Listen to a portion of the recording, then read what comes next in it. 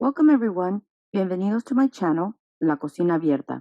It's pretty cloudy and windy outside, and everyone in my household wanted a nice warm soup. So I decided to make a Mexican meatball soup, also known as Sopa de Albondigas. This soup reminds me back in the days when we were younger and we would be playing outside with the neighborhood kids. Just no care in the world but to have fun. Until one of the parents came outside to call their kids to go and eat, then it was all over. I remember as soon as I stepped into the house, I could smell that home-cooked meal lingering throughout the house. This is the reason why I try to do as much cooking so my children can share the same memories with others. So let's not delay this and get to it. So we're going to start by first preparing the broth. For this, we're going to need 3 Roma tomatoes, half an onion, 1 teaspoon ground cumin, 2 cloves of garlic, 2 tablespoons chicken bouillon, and 1 tablespoon Himalayan salt. So we're first going to start off by putting everything in there: the garlic, the tomato,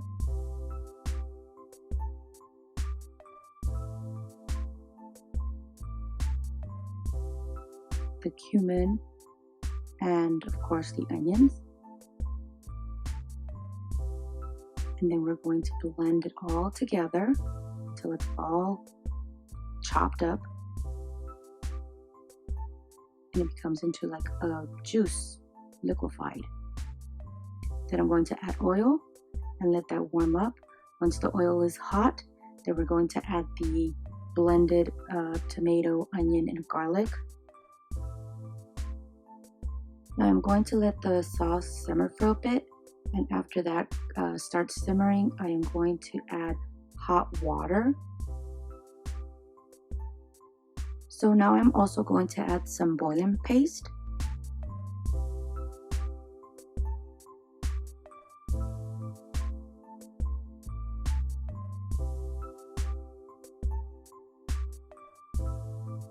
And once it gets into a boil, I am going to add my Himalayan salt. Now I am going to let this simmer. I'm going to cover it up, set it aside, and I'm going to start preparing the meat. So the ingredients we're going to need to prepare our meat is going to be 1.5 pounds ground turkey, half a cup of uncooked white jasmine rice, 1 egg, 10 leaves fresh mint, and half a tablespoon of fresh oregano. For this recipe, I wanted to use ground turkey, but you don't have to use only ground turkey. You could use ground chicken, or you can use both ground pork and ground beef. Mix it together. It's still gonna come out delicious. So first we're going to start out by adding our egg into the meat. Then we're going to add our herbs. You don't have to use the fresh kind. If you have the dry kind, that's fine. If you want to omit some of this, then you can go ahead and do so. Then we're going to add our rice. And now we're going to mix it all together.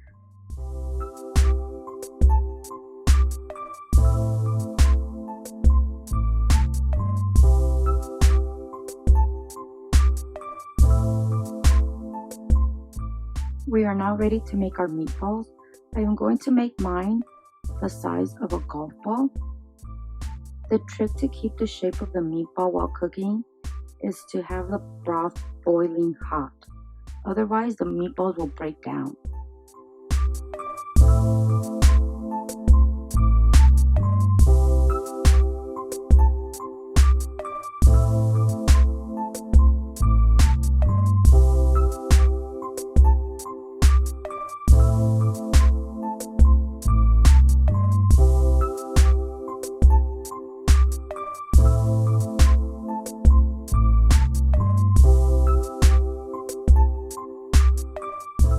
So now I'm going to let the meatballs cook for about 10 minutes. So the vegetables that I am going to add to this soup are going to be 3 small Mexican squash, 1 cup diced carrots, 1 cup chopped potatoes. If you would like to add other types of vegetables, it is totally fine.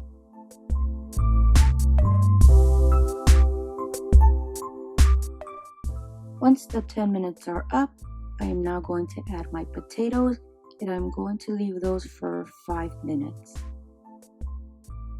At this point, I am going to lower the heat to medium-low and let everything simmer until it's all cooked.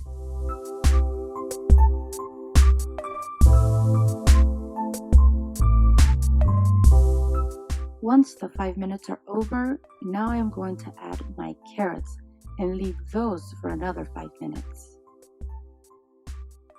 I had some already cooked corn in my refrigerator, and I decided I just wanted to put it into my soup and just let that warm up as well.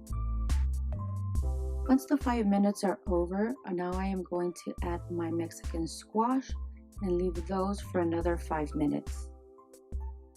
As you can see, my pot was overfilling, so I couldn't put all the zucchini in there, but I do have another pot which is going to be with a bit of heat, so I am adding those onto that pot. Meatballs should be cooking for about 30 minutes in total, and this is the perfect time to now turn down the heat and start serving your plates. See, they're nice and plump and juicy. Another trick my mother and grandmother gave me were not to let the rice get overcooked. The rice helps the meatball fluff up. So if overcooked, then the meatball will break and won't hold its shape. Another reason why you shouldn't add so much rice into the meat.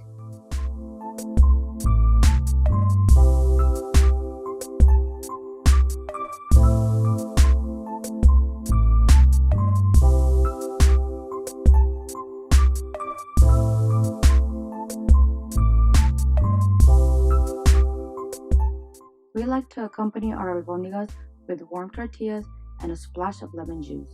So here you have it, a quick recipe to keep you warm and full and all under an hour.